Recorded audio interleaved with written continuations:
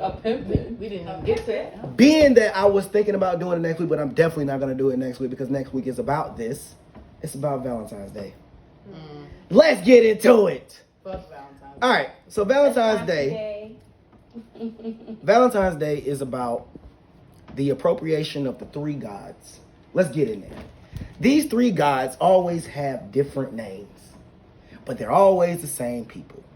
Nimrod, Semiramis, Tammuz. All right? Tammuz has another name that he goes by. What's that name? Cupid. Being that if you ever learn who Semiramis is, she has another name that she goes by, Venus. Do you know Venus, the first and her favorite flower is the rose, which is associated with what? Valentine's Day. That's the reason why you have the rose. There's three symbols. There's Cupid. Call me Venus. Or you can call her Aphrodite. Three gods again? Or Aphrodite. Yeah. Venus, Aphrodite, all of those result to the same person, Semiramis. She's also the person who created Easter. So, and her name... Aphrodite is the thing. I never knew that. Absolutely. The way that people don't understand what it is it's different cultures worshiping the same gods. Mm-hmm. So it's Roman. Mm-hmm. All right? So it might, or you have the Greek, whatever. But the thing is, when it comes to these days, it's all about paganism. So you always will have these three characteristics. Now, when you also come to Semiramis, she has another name. Her name is February, or February. So they used to do something. They used to follow a festival called the Lupercalia, right? There's a god named Lupercus. He has another name called Pan. That other name is Nimrod. All the same gods. And this is what Valentine's is about.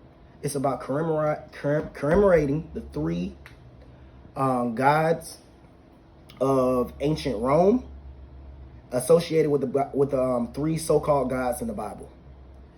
I'm not going too far on a tangent on that. I just wanted people to understand just a little brief history. What's the three names again? You have Nimrod, Semiramis, Tammuz. Nimrod is called Pan, or you can call him Lupercus, a.k.a. the Lupercalia, a.k.a. Valentine's Day. You have Semiramis, February, whatever you want to call her. Venus, Aphrodite, she has plenty names. Tammuz, he has another name, Cupid, and he has another name that you also associate with the arrow, which is Euros. So people don't know that these gods are worshipped all around the world with different names. Mm-hmm. Same three gods, and they all have created every single religion.